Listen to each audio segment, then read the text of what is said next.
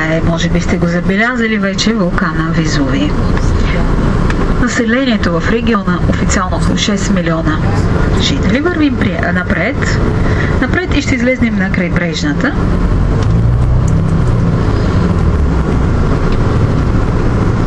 В Неапол се разговаря на неаполитански език. Това е малко по-различен, някой казват много по-различен от италиански, неаполитански език. Много са бързи неаполитанците и обикновено се говори с ръцете, с краката, много са артистични. Няма много промишленост тук в града. Повече е развито селското стопанство в Неапол, туризма, обслужването, тук в региона модата. В региона има 4 залива и ние сега с вас се опитваме да излезем на крайбрежната на Неапол. 119 квадратни километра Неапол. Първите селища, основани от гърците още през 8 век преди нашата ера, са били основани на острова Мегарис и първото селище е наречено Партенопея.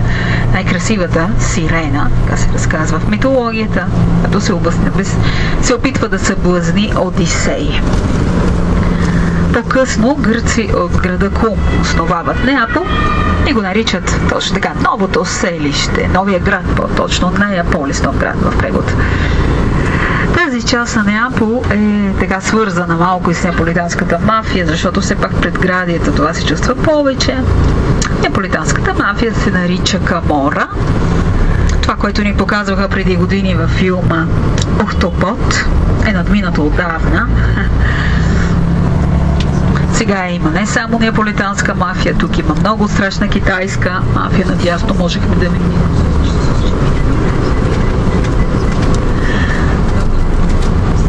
В тази част именно на Неапол има много китайски фабрики. Вече китайски, да, купени от китайците. Преди години неаполитанците разбраха, че китайците никога не умират.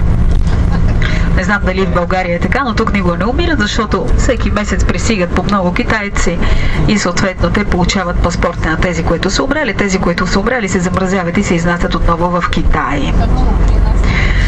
И така. Сега се опитваме да излезем на крайбрежната и това не се отдава веднага виждаме среща. Ще видим морската гара и пристанището на Неапол, търговско, туристическо. Това е третото пристанище на Италия. Най-голямото пристанище е Генуа, Ливорно и Неапол.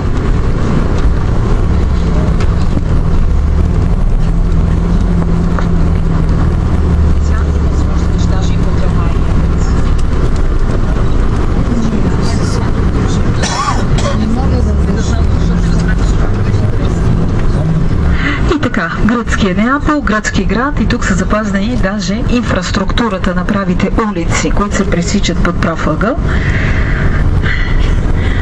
Тази по-колоритната част на Неапол, но Неапол наистина е много красив. Ето защо с вас ще се изкачим на елитните райони на хълма Позилипо, там където гърците са вярвали, че преминава болката, пауза в болката, че оздравявате. Тъй като искам всички да сте здрави, ще се изкачим на хълма Позилипо, после ще слезем на крайбрежната Санта Лучия. Сигурно помните неаполитанската песен, а тук всички пеят.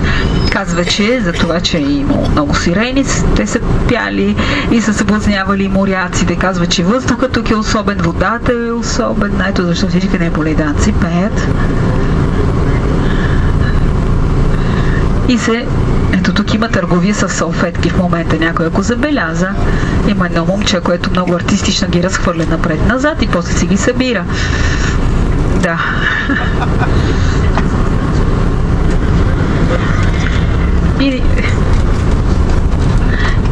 И тъй като все пак тук има голяма концентрация на вулкани, ще видим с вас и огнените полета. В Неапол има 600 църкви. Повече има само в Рим. Можеш да минеш по тук, тази централна кампания. Сега вече няма да слушаш.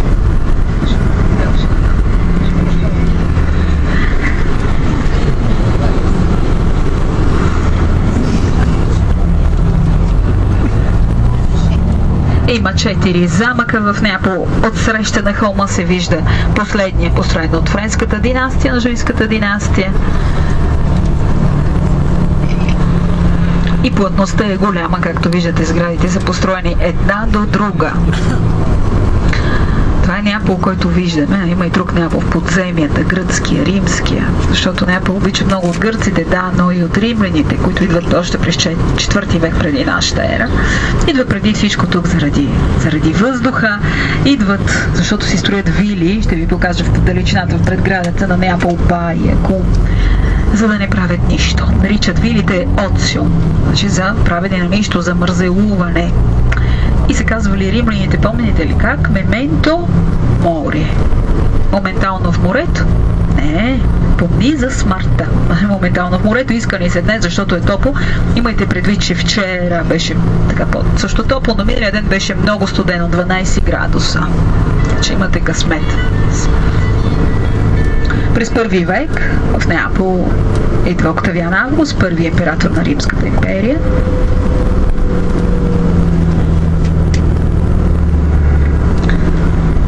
Тук виждаме отляво пристанището, градската стена на Неапол в ляво се вижда, а в дясно любимата църква на София Лорен, Санта Мария дель Кармине, църквата от 13 век.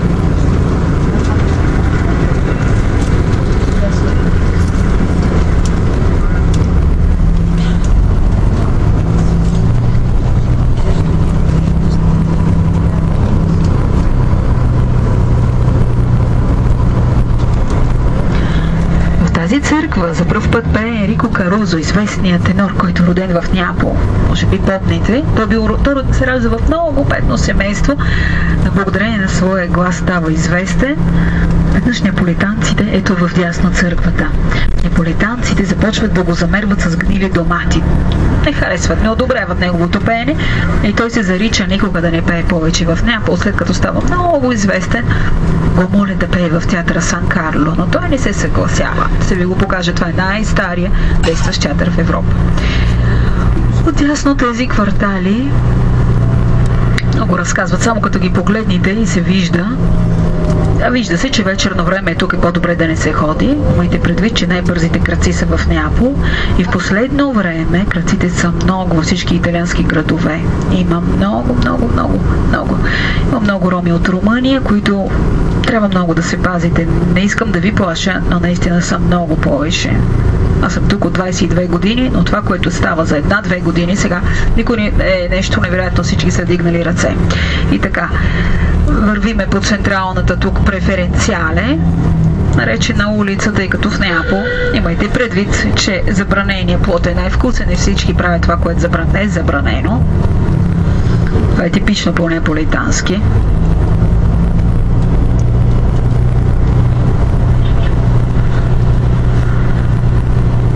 И отдясно се вижда, сега ще видите стъклената сграда с знамена. Това е юридическия факултет и университета на Неапол е много стар, още от 1224 година, основан е от Фридрих Хохенштауфен, немци, тогава се навлазва в Неапол. И тук е преподавал известният философ, теолог Тома Аквински. Отдясно виждаме църквата Санта Мария дель Порто Салво, т.е. Богородица надясно. Богородица, която защитава пристанището. Имало е много епидемии в Неапол. Ето защо моряците е трябвало да акостират тук, да изчакат карантина в превода 40 дена и тогава напред и да влезат в Неапол след това. Тук в града постоянно се затварят улиците, ето защо посочвам напред на шофьора пътя.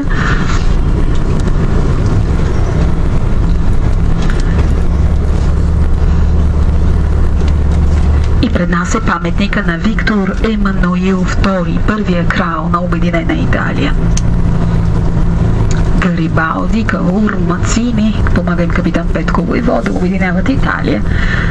През 1861 година става обединението на Италия, а до тогава Неапол е било кралството на двете Сицилии. Най-голямото, най-красиво кралство тук. столица Неапол, по кръгото и нагоре. Пред нас това е Търговската палата. Виждат се две статуи на победата. Ума побеждава силата, изобразяват двете статуи.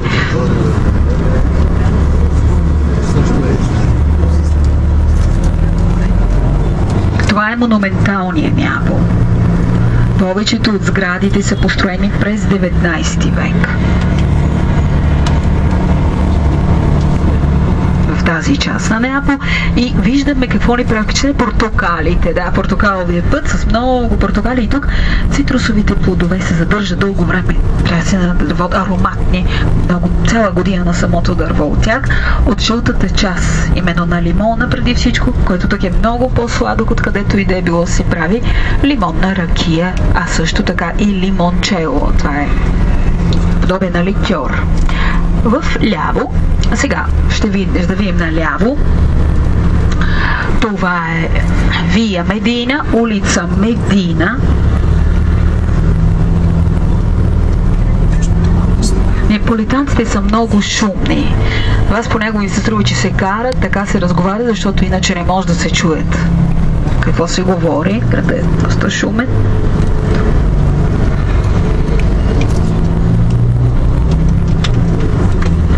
И тук имам също, виждате, много църкви. Най-известната църква е църквата на Богородица, в която са запазени мощите и съкровището на най-известния светец Сан Дженаро Енуари. Неговата кръв е запазена. Тази кръв закипява на 3 определени дати. 19 септември, смъртта на Енуари, малко по-бавно, ако обичаш, смъртта на Енуари, 16 декември, първата неделя на месец май. Тези особени дати, когато започва да кипи кръвта на светеца. По-бавничко тук, по-бавно. Това е Божия знак, че той ще пази Неапол. Отляво се вижда фонтана, скулптура на Нептун. Скулптура е Пиетро Бернини, баща на известния Жан Лоренцо Бернини, роден в Неапол. Отляво виждаме новия замък.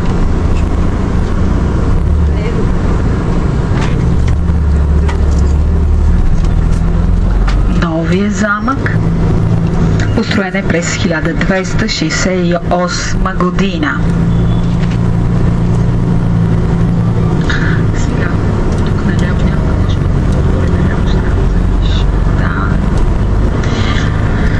най-красивата мраморна арка в архитектурата се вижда. Тя е от 15 век, като римска, наподобие на римските арки. Замъка е построен от французи от Алжирската династия, по-късно е ремонтиран от испанската династия, Арагонската династия. Това е най-големият испански замък сега в Италия. Отсреща пред нас това е кралският дворец на Неапол и булеварда Сан Карло, така наречен в чест на Карл III, на свети Карл III, който завладява Неапол през 1734 година. А преди това тук е имало на власт испански вице-крале.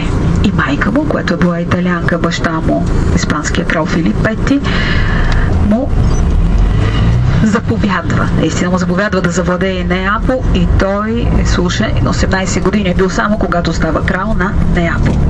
Отляво виждаме най-стария действащ театър. Това е театъра Сан Карло. А отдясно галерията на Умберто I, така е наречен пасаж, търговски център, отдясно от 1890 година е.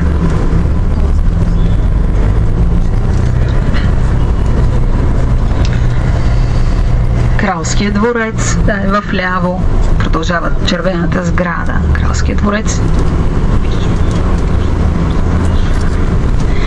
И тук виждаме пред нас фонтана с артишока. На площада Триеста и Тренто се намираме в момента. Това е Вия Толедо пред нас, Търговската улица и площада наляво Плебишито. Вдясно се вижда площада Плебишито. Театър Сан Карло. Театъра Сан Карло от 1737 година. 1737 година. Построен от сицилийски архитект Антонио Медрано.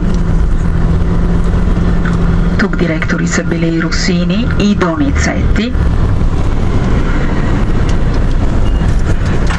И театъра и двореца са една сграда, за да не излизат кралете навън вечерно време. Много удобно, разбира се, както всеки театър, така и неаполитански, изгаря през 1816 година. Ето защо една част от театъра по-стар стил, тази, която виждаме отдясно, по-полека, по-нова.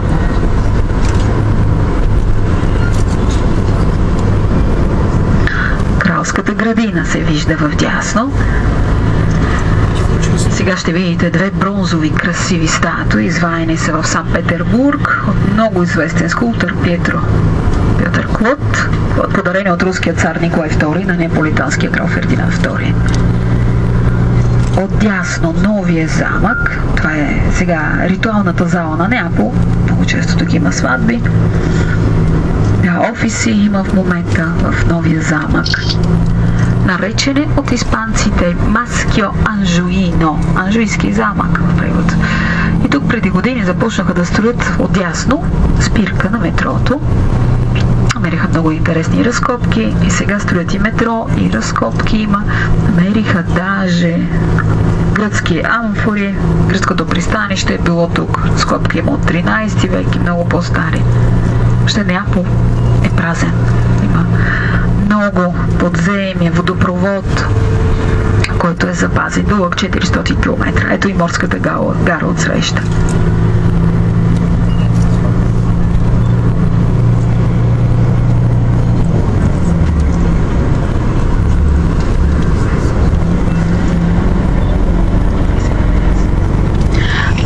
Кули има новия замък, построен от базалт и пясъчник.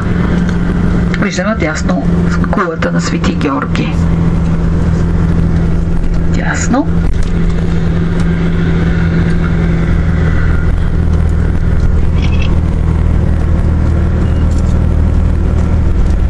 Това е пристанището, морската гара и пристанището Беверело се вижда отляво.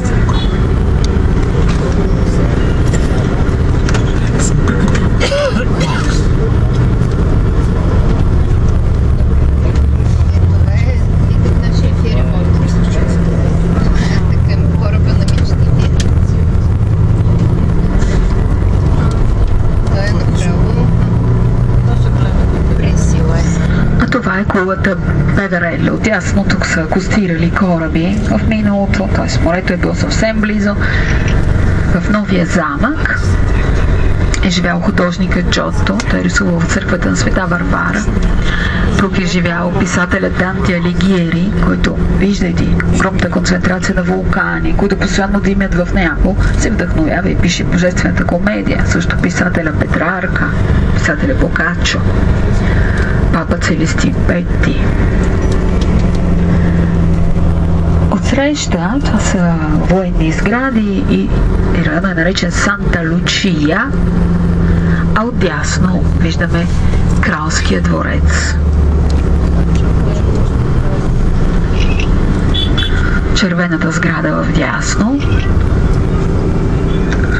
Този цвят на тухлите, който виждате, типичен тук за Неапол, много обичан от неаполитанците. Напомнят света, обичан от римляните в Помпеи, в Херкулан. Кралският дворец е построен от архитекта Доменико Фонтана. Архитект известен в Рим, живял в Неапол при 16 век. В този дворец са живяли, все напред сме, Пепестонела, испански вице-крале, Бурбони. Бурбоните са живяли и тук, също и Савойската династия, няколко от кралете, както и известната кралица Маргарита, в която чест е наречена пицата. Минаваме през тунела на победата, построена от военните през 1930 година. много удобен, за да се мине от